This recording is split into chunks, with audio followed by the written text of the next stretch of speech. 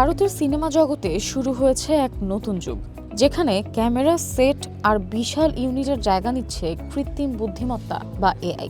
বেঙ্গালুরুর একটি স্টুডিওতে এআই এবং মোশন ক্যাপচার প্রযুক্তি ব্যবহার করে তৈরি হচ্ছে পুরো এক সিনেমা।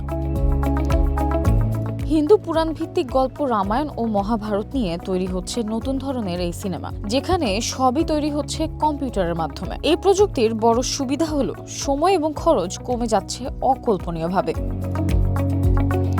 অনেক নির্মাতা মনে করছেন এআই সঠিকভাবে ব্যবহার করা হলে সৃজনশীলতার নতুন দিগন্ত খুলে যাবে। তবে সবাই এতটা আশাবাদী নন। মেশিন কখনোই মানুষের মতো আবেগ বা গভীরতা দিতে পারবে না। তাই এআই এর গল্পে সবসময় মানবিক ছোঁয়ার অভাব থাকবে বলে মনে করছেন কিছু নির্মাতা।